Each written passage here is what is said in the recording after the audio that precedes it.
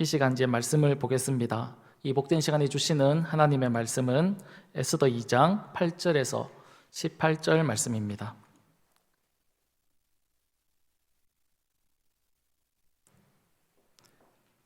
에스더 2장 8절에서 18절 말씀입니다. 에스더 왕후가 되다라는 제목으로 말씀을 받겠습니다.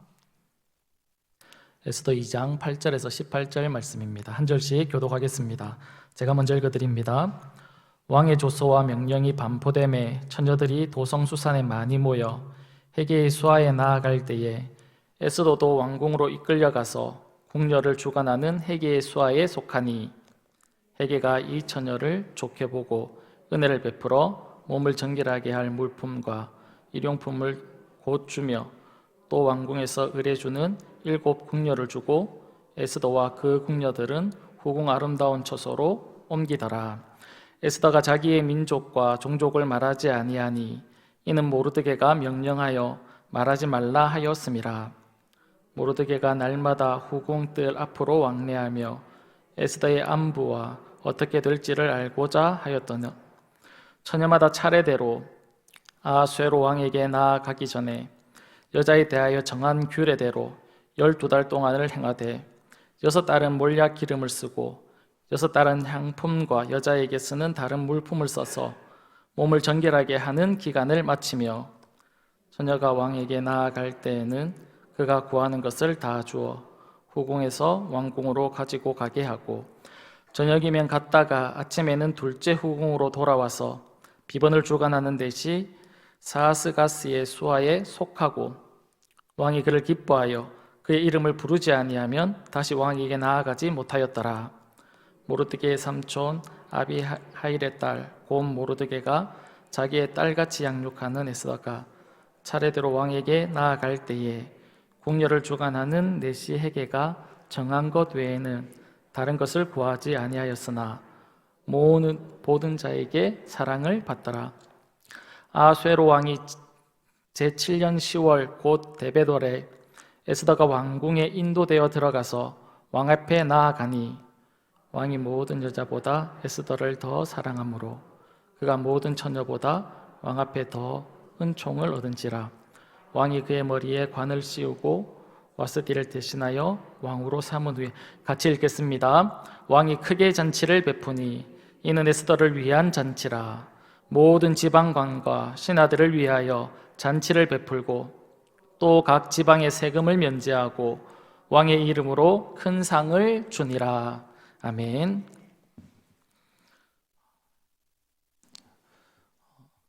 최근에 한 6시쯤에 퇴근을 하면 집에 가서 밥을 챙겨 먹는데요. 밥을 챙겨 먹으면서 이제 넷플릭스를 통해서 드라마를 이렇게 보곤 했습니다.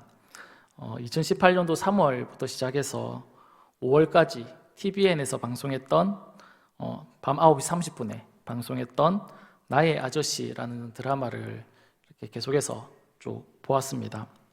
이 드라마에 보면 형제 3인방이 등장을 합니다. 첫째는 제가 볼 때 모자라진 않는데 그의 말과 행동을 보면 약간 좀 모자란 그런 첫째가 있고요. 둘째는 착하고 너무 착해서 양심과 욕심이 이렇게 늘 마음속에서 갈등이 일어나지 않습니까? 그때 늘 양심을 선택하는 그런 인물이었습니다. 직장도 대기업에 다니고 별로 걱정할 것이 없는 그런 인물입니다. 아내도 이제 이렇게 변호사라는 직업을 가지고 있는 좋은 직업을 가지고 있는 그런 사람이기 때문에 특별히 걱정할 것이 없어 보이는 그런 인물입니다. 셋째는 영화 감독인데 잠깐 이제 반짝했다가 망한 감독입니다. 그는 욱하는 성격이 있어서 어디 가서 이렇게 지고 살 것 같지 않은 그런 인물로 등장을 합니다. 부모는 물론 이 3명의 자녀들에게 모두 관심을 가지고 있겠지만 이 3명의 형제들 중에서 특별히 둘째에게 관심을 많이 가집니다. 우리가 그냥 일반적으로 생각을 하면 그럴 수 있겠다 이런 생각이 들 수 있을 겁니다. 첫째와 셋째는 늘 말썽을 부리고 문제를 일으키는 그런 인물이지만 둘째는 어머니 말씀에 늘 순종하고 착하고 바르고 직장도 대기업에 다니고 며느리도 변호사라는 반듯한 직업을 가지고 있으니까 이 둘째에게 좀 더 친절하고 둘째를 더 걱정하고 뭐 그럴 수 있다라는 생각을 가질 수 있습니다. 근데 이제 형제들은 서로 이렇게 잘 알지 않습니까? 부모님이 엄마가 누구에게 더 관심이 많은지 말하지 않아도 말투나 행동들을 보면서 아, 둘째에게 더 관심이 많구나라는 그런 생각을 가질 수 있지 않습니까? 그래서 첫째와 셋째가 늘 불만인 겁니다. 그러니까 엄마한테 엄마가 맨날 둘째만 신경 쓰니까 늘 불만을 가지고 있어서 늘 이렇게 불만을 늘어놓습니다. 자신들도 둘째처럼 좀 잘 대해달라는 그런 의미겠지요. 그런데 몇 회인지는 정확하게 기억이 나지 않는데 엄마가 첫째와 셋째를 불러놓고 이렇게 이야기를 했습니다. 너희 첫째와 셋째는 말썽도 많이 지기고 말도 잘 안 듣고 그렇지만 어디에 내놔도 너희들은 걱정이 없다는 겁니다. 어디에 내놔도 너희들은 잘 살아갈 것 같은 그런 마음을 이렇게 드는데 둘째는 그렇지 않다는 겁니다. 어떤 문제가 생기고 어려움이 오면 힘들어 할 것 같다라는 그런 마음이 자꾸 엄마의 마음속에 이 둘째는 그렇게 자꾸 든다는 겁니다. 그러니까 삶의 형편은 괜찮은데 그냥 늘 불안하다는 거죠. 그래서 둘째를 다른 형제들보다 더 많이 신경이 쓰이고 더 관심을 가지는 거다라고 그렇게 이야기를 하더라고요. 이런 이야기를 들으면서 이게 부모의 마음이겠다라는 그런 생각이 들었습니다. 자녀들을 다 사랑하겠지만 더 관심이 가고 더 신경이 쓰이는 그런 자녀가 있지 않겠습니까?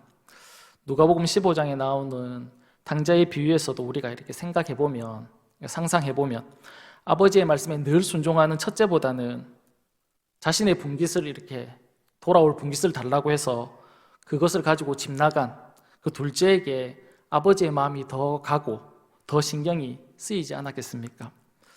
이런 부모의 모습을 보면서 이런 부모의 모습이 마치 우리가 믿고 있는 하나님의 모습이지 않을까라는 그런 생각이 들었습니다. 우리는 은연중에 무엇이라고 생각하냐면 하나님은 자신의 말에 늘 순종하고 그 하나님 말씀에 늘 따라가는, 쫓아 사는 그런 사람만 사랑한다라고 우리가 생각할 수 있다는 것이지요.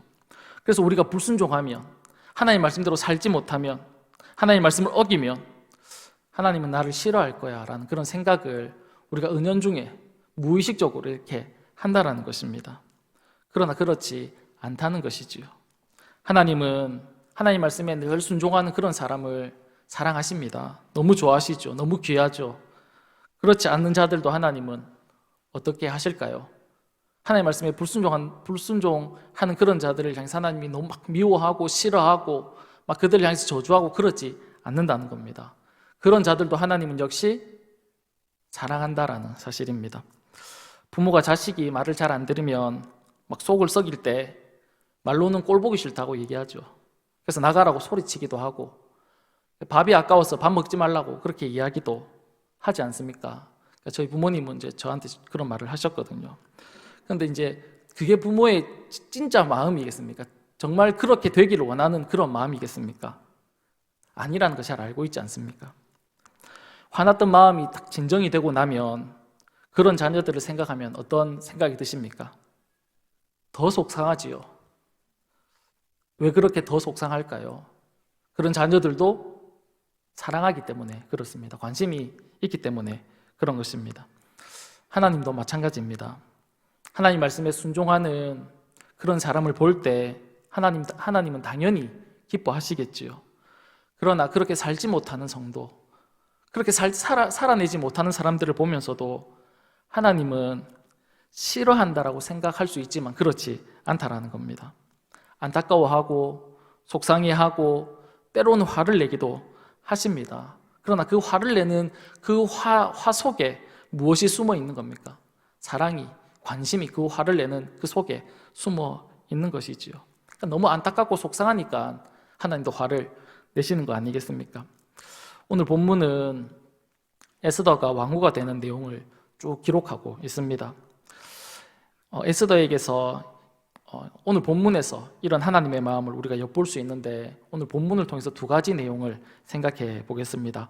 먼저 첫 번째로 생각해 볼 수 있는 것은 에스더의 믿음이 어떠한 믿음인가라는 것입니다.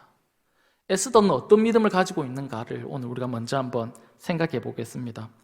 에스더 1장에서 왕이 술에 취해서 자신의 아내인 왕후인 와스디의 아름다움을 자랑하기 위해서 왕후 와스디를 불렀습니다. 그런데 이 와스디가 어떻게 행동을 하냐면 그 왕의 명령에 거절을 하게 됩니다. 그래서 그가 폐위당하게 되죠. 그래서 새로운 왕후를 뽑게 되는데 오늘 본문 8절에 보면 에스더도 왕궁으로 가게 되었는데 어떻게 갔는지를 설명을 하고 있습니다. 8절을 보면 이렇게 기록하고 있습니다. 왕의 조소와 명령이 반포됨에 처녀들이 도성수산에 많이 모여 헤게의 수하에 나아갈 때에 에스더도 왕궁으로 이끌려가서 궁녀를 주관하는 헤게의 수하에 속했다, 그렇게 이야기합니다. 새로운 왕후를 뽑는다라는 그 소식이 다 전해진 겁니다. 도성수산에 많은 처녀들이 왕궁으로 가게 되는데 그들이 왕후의 자리를 얻기 위해서 스스로 갔다라기보다는 강제로 징집되어 갔다라는 그런 의미로 보는 것이 맞습니다. 그 중에는 에스더도 있었다라고 그렇게 말씀합니다. 에스더 역시 왕궁으로 어떻게 갔다고 말을 하고 있냐면 이끌려갔다, 그렇게 말씀하고 있다는 겁니다. 자의적으로 간 게 아니라 타인에 의해서 끌려갔다라는 그런 의미입니다. 끌려가서 헤게라는 사람에게 갔는데 그 사람이 에스더를 좋게 보았습니다. 그래서 어떻게 했냐면 9절입니다.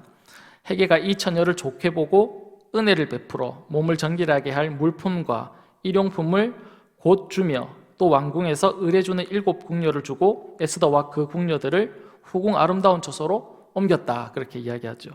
담당하는 사람이 에스더에게 여러 가지 좋은 혜택을 이렇게 제공했습니다. 몸을 정결하게 할 물품도 주고 일용품도 주고 7 궁녀도 주고 또 있는 곳도 아름다운 처소로, 어쩌면 왕이 이렇게 자주 올 수 있도록 가까운 곳으로 옮겨놓은 것일지도 모르겠습니다. 아무튼 담당하는 사람이 에스더를 좋게 여겼습니다. 그리고 그 에스더에게 여러 가지 혜택을 이렇게 제공해 준 것입니다. 그런 상황 가운데 있을 때 에스더는 아무 말 없이 그냥 주어진 상황에 순응하면서 살아가는 것을 오늘 본문에서 우리가 볼 수 있습니다. 그런데 이 에스더는 그냥 일반 사람이 아니라, 이방인이 아니라 하나님을 믿는 백성이지 않습니까? 그런 상황들을 보면 하나님의 백성으로는 받아들이기 쉽지 않는 그런 상황들이죠. 그에게 주어졌던 모든 물품과 음식들, 그런 것들은 그가 즐길 만한 그런 것이 되지 못했다는 겁니다. 심지어는 이방인과 결혼해야 되는 그런 상황 가운데 이 에스더가 놓여 있다는 겁니다. 그런데 이 에스더는 그런 상황들 가운데 아무런 반응을 보이지 않습니다. 그냥 주어진 상황에 순응하면서 살아가는 모습을 오늘 본문에서 우리가 볼 수 있는 것이죠. 그런데 이런 에스더의 모습과 전혀 반대의 모습을 보여줬던 그런 인물들이 있습니다. 그들이 누구냐면 다니엘과 세 친구들입니다. 그들은 나라가 망해서 바벨론으로 이렇게 끌려갔지요. 그곳에서 어떤 일들이 있었습니까? 괜찮은 사람들을 뽑았습니다. 굉장히 엄격한 기준을 가지고 괜찮은 사람들을 뽑은 겁니다. 그런 그들에게 바벨론 학문과 언어를 가르쳤습니다. 그리고 왕의 음식과 그가 마시는 포도주를 주어서 왕 앞에 세우려고 한 것입니다. 그들 중에 유다 백성이 있었는데 누구입니까? 다니엘과 세 친구이죠. 하나냐, 미사엘, 아사랴가 그에게 그곳에 있었던 겁니다. 그들은 바벨론에서 이렇게 가서 엄격한 심사 기준에 들어서 특별한 혜택을 받을 수 있었습니다. 그런데 그 혜택을 그들은 어떻게 했습니까? 다니엘서 1장 8절에 보면 이렇게 말씀하고 있습니다. 다니엘은 뜻을 정하여 왕의 음식과 그가 마시는 포도주로 자기를 더럽히지 아니하리라 하고 자기를 더럽히지 아니하도록 환관장에게 구했다, 그렇게 말씀하고 있죠. 왕이 준 음식을 거절한 겁니다. 출세할 수 있는 기회가 자기들에게 열린 겁니다. 성공의 길이 이렇게 문이 열려 있는 겁니다. 그런데 그 상황 가운데 다니엘과 세 친구들은 그 왕의 명령을 거절해버린 겁니다. 이것은 어쩌면 그들에게 있어서는 죽음을 각오한, 어쩌면 죽을 수도 있는 그런 위기 상황임에도 불구하고 그들은 그런 결정을 한 것이지요.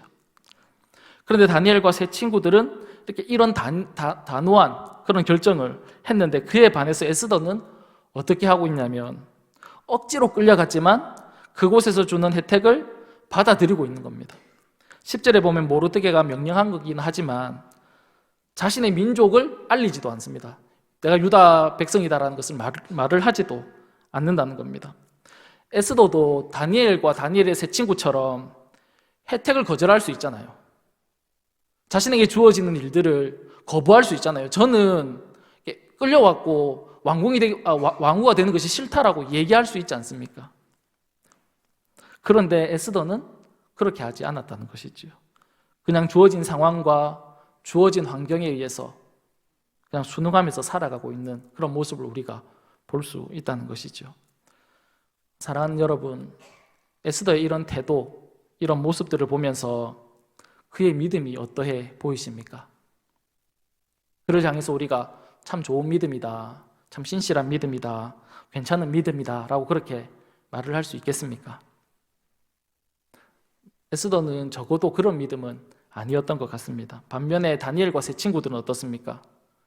칭찬받을 만한 그런 믿음이겠지요. 그렇다면 여러분들에게 한 가지를 물어보겠습니다.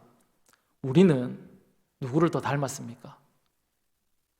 에스더의 모습으로 우리가 이 세상을 살아갑니까? 아니면 다니엘과 세 친구의 모습으로 우리가 이 세상을 살아가고 있습니까? 우리는 우리에게 주어진 상황과 환경 가운데서 주어진 위치에서 어떤 모습으로 우리가 이 땅을 살아가고 있습니까? 에스더처럼 살아가고 계십니까? 아니면 다니엘처럼 살아가고 계십니까? 에스더의 저자는 에스더의 이 부족한 이런 믿음의 모습을 우리에게 보여주면서 묻고 있는 것이죠. 너희의 믿음이 지금 어떤 믿음을 가지고 있는지를 우리에게 물어보고 있는 겁니다. 사랑하는 여러분, 우리도 에스더처럼 주어진 상황과 환경에 카멜레온처럼 변해서 그렇게 살아갈 때가 얼마나 많이 있습니까? 그러나 이 에스더의 이야기는 오늘 여기서 끝이 나는 게 아닙니다. 하나님은 이런 에스더, 별 볼 일 없는 그런 믿음, 세상에 순응하고 세상의 이익과 어떤 자신의 성공과 만족을 추구하면서 살아가는 이런 에스더를 하나님이 어떻게 변화시켜 가고 계십니까? 우리가 이제 에스더의 내용을 잘 아시는 분들도 있고 그렇지 않은 분들도 있을 거라고 생각되는데 나중에 에스더가 어떤 결단을 하게 됩니까? 죽으면 죽겠다라는 그런 결단을 하는 그런 모습을 우리가 볼 수 있지 않습니까? 자신의 민족을 위해서 내가 죽으면 죽으리다 그런 결단을 하는 모습을 볼 수 있습니다. 지금과는 전혀 다른 그런 모습을 우리가 볼 수 있다는 것이죠. 완전히 새로운 믿음의 사람으로 변화되는 그런 에스더를 우리가 이후에 만나게 된다는 겁니다.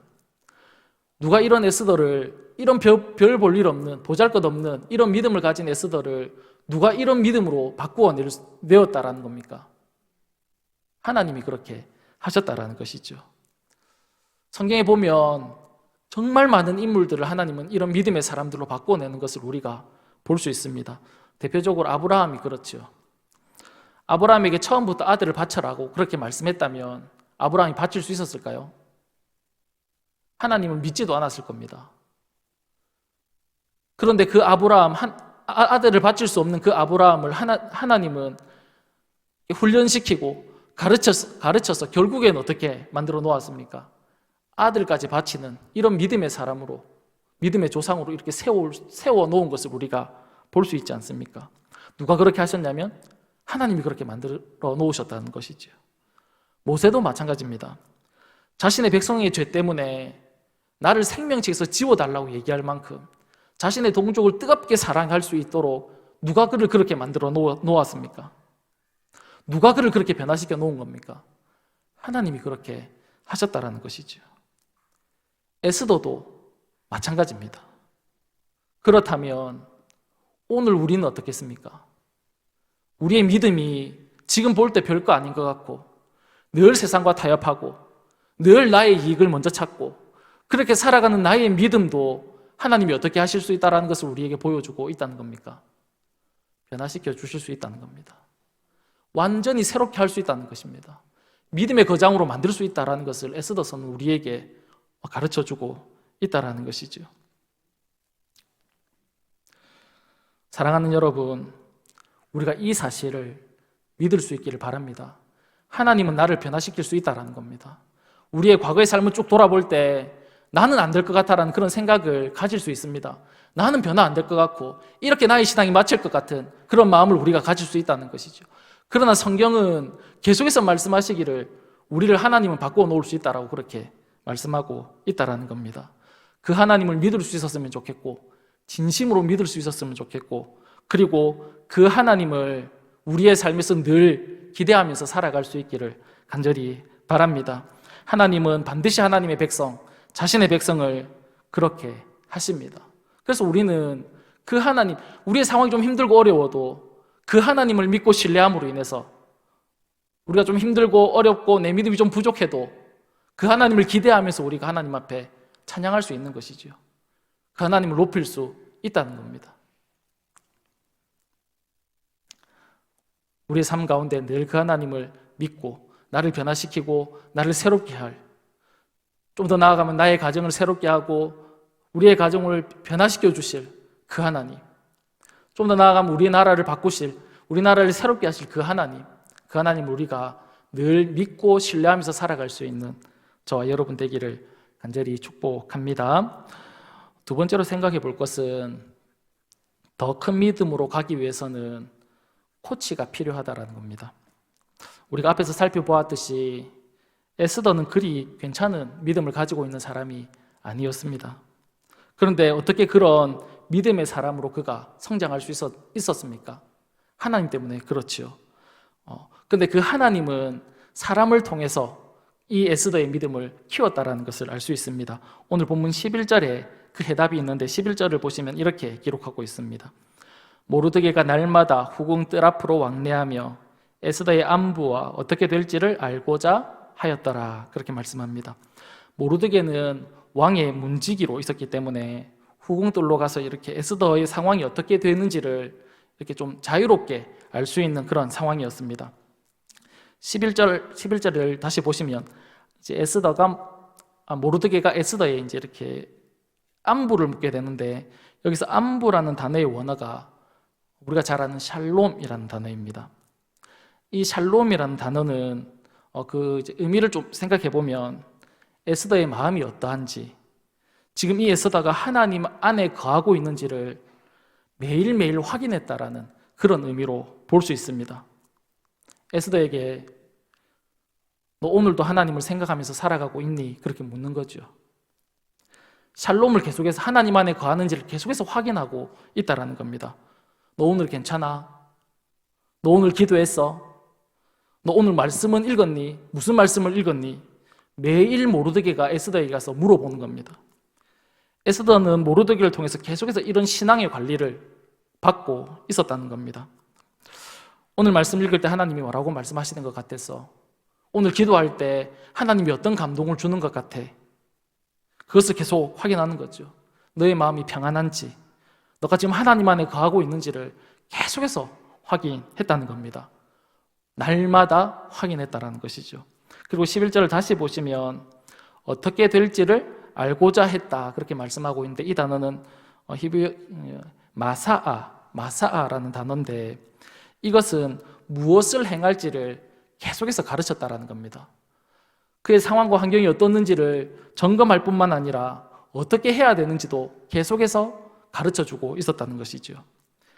에스더의 신앙을 키우기 위해서 하나님은 모르드게라는 그 인물을 통해서 계속해서 샬롬, 하나님 안에 거하고 있는지를 확인했고, 그리고 또한 모르드게가 어떻게 행동해야 되는지를 계속해서 가르쳐주고 있었다라는 겁니다. 제가 교제했던 여자친구 중에 탁구 선수가 있었습니다. 프로는 아닌데 도 대표로 이렇게 대회 나가서 이렇게 탁구를 치는 그런 친구였는데, 저랑 이렇게 탁구를 한 번씩 치면 알 수 없는 그런 표정을 그가 계속 지었습니다. 그래서 제가 이제 물어보죠. 왜 표정을 그렇게 짓느냐고 이렇게 물어보면, 탁구 치는 폼이 분명히 이거는 이렇게 공이 테이블을 벗어날 폼인데 자꾸 공이 테이블 안으로 이렇게 들어오는 게 너무 이상하다라고 그렇게 생각이 들어서 계속 이상한 표정을 짓는다 그렇게 이야기를 하더라고요. 그러니까 탁구 치면 늘 폼을 지적했거든요. 제 폼이 이상하다고 계속 막 지적했었는데 그 친구가 이런 이야기를 했었습니다. 선수들도 탁구 게임을 이렇게 하다 보면 폼이 흐트러진다는 거죠. 대회 나가서 상대방과 게임을 하다 보면 폼이 어느새 흐트러져 있다는 겁니다. 그러면 코치가 어떻게 하냐면 그 폼을 다시 잡아준다는 겁니다. 고쳐준다는 것이죠. 탁구만 그렇겠습니까? 다른 운동도 마찬가지겠죠. 폼이 흐트러지면 코치가 다시 폼을 잡아주듯이 신앙도 그렇다는 겁니다.